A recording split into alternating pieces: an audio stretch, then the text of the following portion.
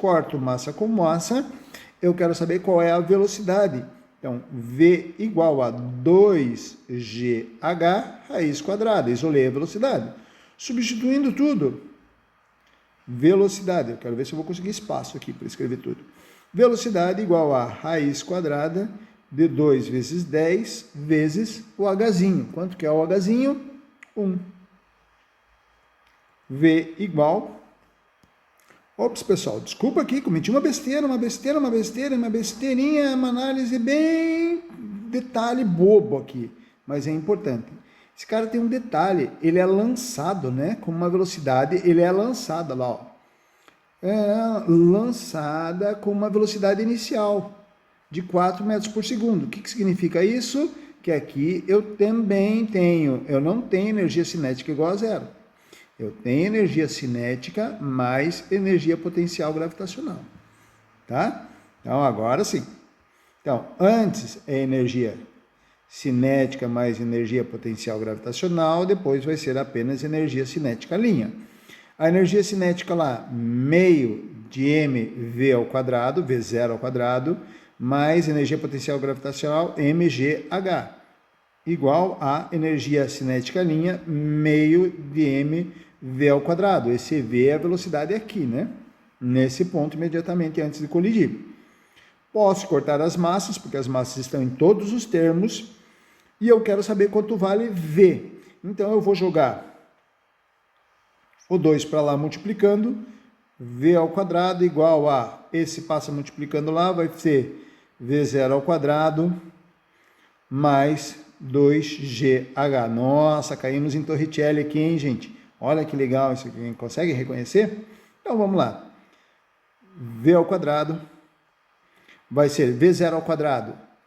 Velocidade inicial é 4.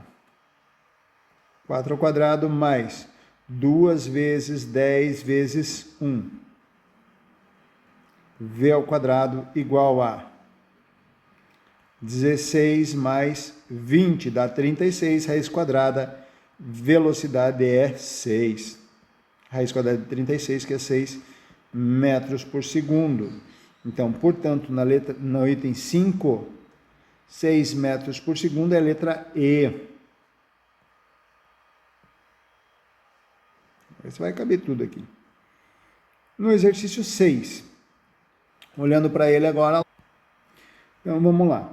Aqui tem uma sacada muito importante. Calcule a altura máxima y atingida pelo bloco B no plano inclinado. Então, eles colidem e o bloco B sobe. Tá? Aqui é uma questão muito interessante. Nós estamos falando de uma colisão elástica. Se a colisão é elástica,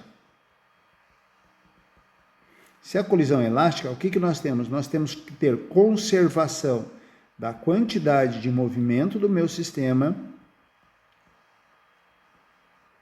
e nós temos que ter conservação da energia cinética do meu sistema. Nós temos que conservar. O que significa dizer? Que a energia cinética antes da colisão tem que ser igual depois da colisão. Ela vai se manter. Então, eu vou olhar antes da colisão, a energia cinética do meu sistema vai ser somente a energia cinética do bloco da esfera A. Depois da colisão, que nós podemos calcular facilmente, né? Meio de mv ao quadrado, meio da massa é 2 vezes 6 ao quadrado. Ou seja, corta 2 com 2, 36 joules. Então, a energia cinética, eu vou apagar aqui, né? A energia cinética dele antes da colisão é 36 joules, ok? O que significa dizer? Que a energia cinética depois da colisão vai ser 36 joules também. Como eu estou falando num sistema onde a colisão, como é que eu posso dizer? Onde eu estou colidindo dois corpos com mesma massa, uma colisão elástica, a velocidade com que o bloco A chega antes da colisão vai ser toda ela, a energia vai ser toda transferida, a energia cinética vai ser toda transferida para o bloco B. Se vai ser toda transferida para o bloco B, significa que essa aqui é a energia cinética do bloco B, depois da colisão. Vou colocar a linha aqui para mostrar que esse ponto aqui vai ser com linha, e lá eu vou denotar com 2 linhas, tá bom? Ok? Então, o que significa isso, gente? Significa que eu posso agora aplicar a mesma conservação de energia mecânica para o bloco B, a mesma coisa que eu fiz lá em cima. Então, eu tenho aqui a energia mecânica do bloco B, ali nessa posição linha, tem que ser igual à energia mecânica do bloco B lá na posição 2 linhas. Lá na posição 2 linhas é a altura máxima dele. Então, lá vai ser apenas energia potencial gravitacional do bloco B naquela posição. Tudo isso tem que valer quanto? 36 joules. Então, agora é só substituir. mg, a altura lá é y, igual a 36. Então, vai dar y igual a 36 sobre a massa do bloco B, que é 2 kg também, vezes 10. Então, fazendo essa conta, 36 dá 1,8 metros. Se dá 1,8 metros, é a letra D. Certo? Eu tive que abrir um espaço aqui para poder arrumar, para ficar fácil, para continuar resolvendo esse exercício. Vamos lá. Número 7. Calcule a energia potencial gravitacional do bloco B na altura Y. Então, 7. Bom, gente, esse aqui não preciso nem resolver, né? Nós já dissemos aqui, ó, a conservação de energia nesse sistema. Se ele começa tudo lá no comecinho com 36 joules e não há perda de energia em nenhum ponto, lá na posição Y vai ter que também ter 36 joules. Portanto, letra B. 8. Calcule o impulso que a esfera A aplica sobre o bloco B durante a colisão. Para resolver isso aí, nós vamos lembrar, detalhe, ele está falando impulso que a esfera A aplica sobre o bloco B. Então, vou olhar o impulso aplicado sobre o bloco B. Lembramos que impulso, nós temos 2 formas de calcular o impulso. Uma delas é pela sua definição, força vezes o tempo aplicado, e a outra delas é que o impulso é a variação da quantidade de movimento. De quem? Do bloco B. Variação da quantidade de movimento é o quê? A quantidade de movimento final do B menos a quantidade de movimento inicial do B. Que vai ser o quê? Massa do B, que é massa, né? Só vale M, vezes a velocidade final dele, menos massa vezes a velocidade inicial. Lembrando que a velocidade inicial dele vale quanto? 0. Então, agora nós temos que o impulso vai ser igual à massa, que é 2, vezes a sua velocidade. Quanto é a sua velocidade? O A e o B trocam de velocidade. Então, lembrando que a velocidade do A lá naquela posição lá embaixo vai ser igual à velocidade do B naquela posição também. Então, tudo isso vai ser igual a 6. Então, aqui nós vamos ter um impulso igual a 12 newton vezes segundo. Correto? Então, isso aqui me dá a letra A. Fácil, né? Vamos para o próximo. Estamos quase chegando lá no final. Aqui, gente, o exercício 9. Um bloco de massa M igual a 2 kg está apoiado em uma superfície horizontal lisa, encostado a uma mola de constante elástica K igual a 200 Nm por metro. A mola está comprimida de X igual a 20 centímetros e assim mantida por meio de um barbante amarrado a ela. Queimando-se o barbante, a mola se distende, empurrando o bloco. Qual é a velocidade com que o bloco abandona a mola? Então, gente, esse exercício aqui, primeiro que ele é um exercício que eu resolvi em sala. Ele é do livro do Beatriz Alvarenga e eu resolvi em sala. A única diferença que tem é que eu coloquei valores mais simples de serem calculados, sem precisar de calculadora. Então, o negócio é muito simples. O que nós temos? Que a energia, antes de ser, enquanto ele está amarrado ainda, o bloco é um sistema massa-mola, o sistema, enquanto está amarrado ainda, o bloco está amarrado, eu tenho ali energia potencial elástica no meu sistema. Depois que ele é amarrado, que a mola começa a se distender, a energia potencial elástica diminui e vira tudo, e ele vai ganhar energia cinética. No momento em que solta da mola, eu tenho apenas energia cinética. Então, o que eu vou ter? Por conservação de energia mecânica, a energia potencial elástica antes do barbante arrebentar tem que ser igual à energia cinética do sistema depois que ele abandona a mola. Então, agora é só substituir energia potencial elástica, meio de K x ao quadrado, igual à energia cinética, meio de mv ao quadrado. Corta meio com meio, eu quero saber qual é a minha velocidade, então eu isolo a velocidade. Vai ficar v ao quadrado igual a kx ao quadrado sobre m, kx ao quadrado sobre m. Agora eu posso substituir, depois eu tiro a raiz quadrada. K, 200. Eu gosto de trabalhar com vocês da seguinte forma: 2 vezes 10 na 2, né? Trabalhar com notação científica, potência de 10, para facilitar a nossa vida. Já vamos ver por quê. Vezes x. X é 20 centímetros. 20 centímetros é igual a 0,2 metros, que eu posso escrever como 2 vezes 10 na menos 1 metros.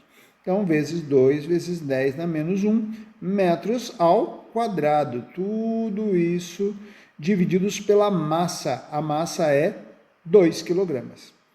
Aqui a gente já consegue entender, depois que eu montei isso, porque é mais fácil trabalhar com potência de 10, né?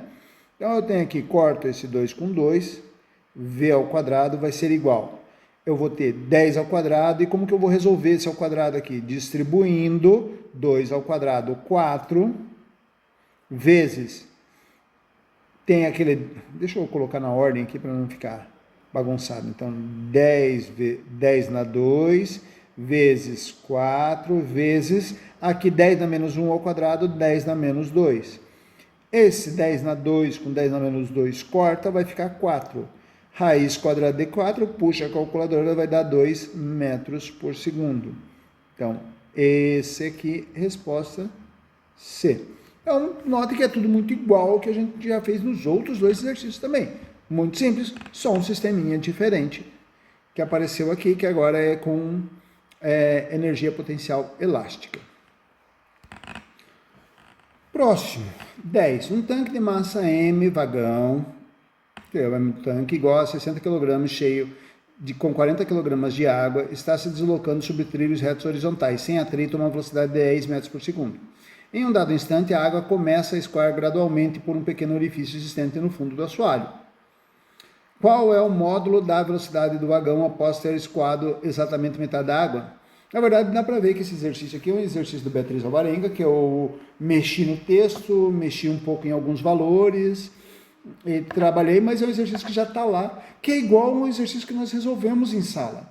Nós resolvemos em sala um exercício de um menino num carro, né? E eu comentei com vocês. E aí eu comentei com vocês também o exercício seria equivalente ao menino no skate, né? O que acontece aqui?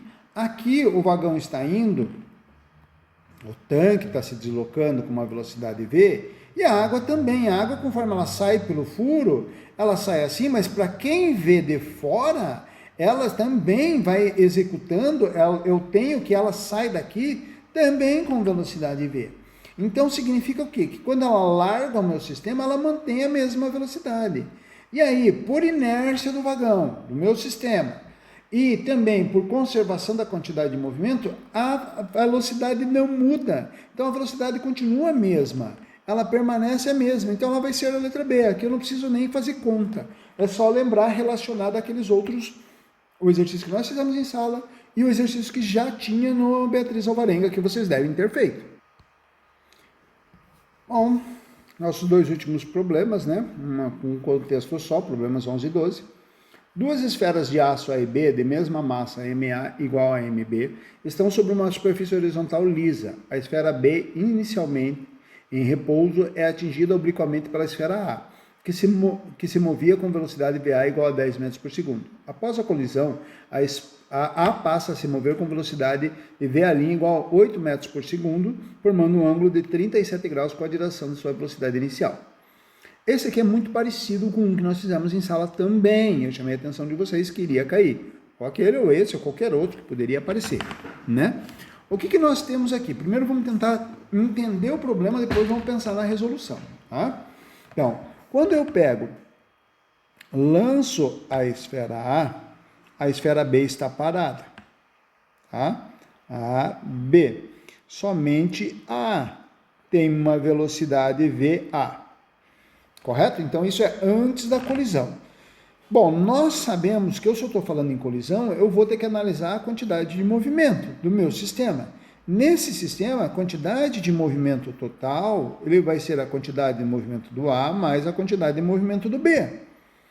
Quantidade de movimento, MAVA mais MBVB. Esse cara aqui é zero, então é só MAVA. E a quantidade de movimento é uma grandeza vetorial, lembrem-se disso, né? Então, o que significa disso? Quando eu for calcular essa quantidade de movimento aqui, que não é difícil de calcular, ela vai ser o quê? Massa de ar. Ele não diz, né? Ele não fala sobre massa de ar, não tem problema, não tem problema. Vai ser só MA vezes a velocidade, que ela já tem 10. Eu vou ter um vetor, a grande sacada aqui é entender, ó. Eu vou ter um vetor, quantidade de movimento apontando para lá, correto? Bom, depois que colide, nitidamente ele me mostra que eu tenho um vetor para cá, vamos ver se eu vou conseguir reproduzir isso, tá? E um vetor para lá. Então eu vou ter uma quantidade de movimento do A apontando para cá ao longo da direção da velocidade do A, e eu vou ter um vetor, quantidade de movimento do B, vou colocar a linha aqui, né? Apontando para lá ao longo da velocidade do B, correto? Agora, a soma vetorial desses dois... Opa, estou fazendo bem mal feito aqui, tá, gente? A soma vetorial desses dois vai dar a minha quantidade de movimento depois do meu sistema. E o que eu tenho aqui, gente? Por ser uma colisão, eu tenho que a quantidade de movimento inicial tem que ser igual à quantidade de movimento final. Antes da colisão tem que ser igual depois. Isso se conserva. Então, esses dois vetores aqui, ó, esse vetor e esse vetor, são iguais. Ok? Bom, isso é a análise inicial que todo mundo precisa fazer. Agora, existem duas formas de você resolver essa situação. Uma é fazendo como eu fiz em sala, vou fazer um rascunho só do que eu fiz em sala. Tá? Como eu fiz em sala, o que nós fizemos? Nós decompomos, fizemos aqui, decompomos esse cara aqui em uma quantidade de movimento em X e uma quantidade de movimento em Y. Decompomos esse cara aqui com uma quantidade de movimento em X e uma quantidade de movimento em Y.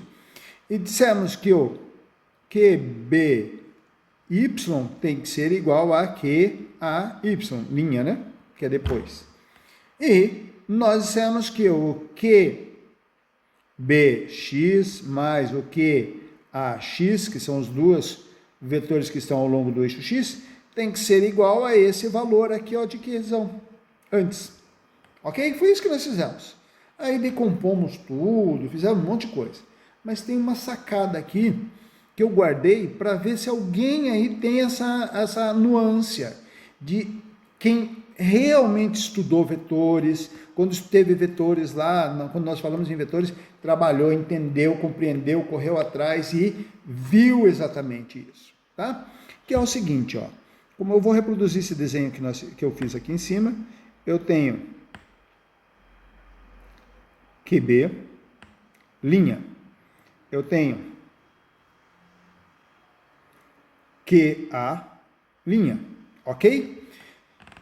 Esse vetor soma aqui vai ser o vetor Q', ele é vetor QA' mais QB'. Certo?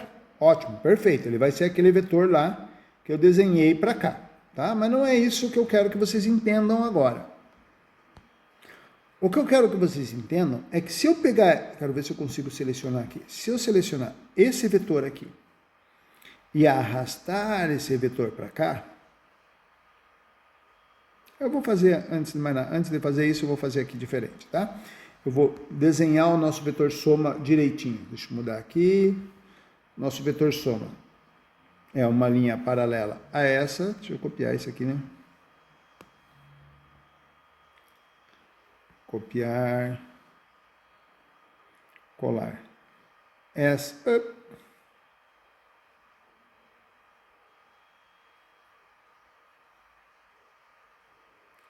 Essa linha aqui. Uma linha paralela a essa. Copiar, colar.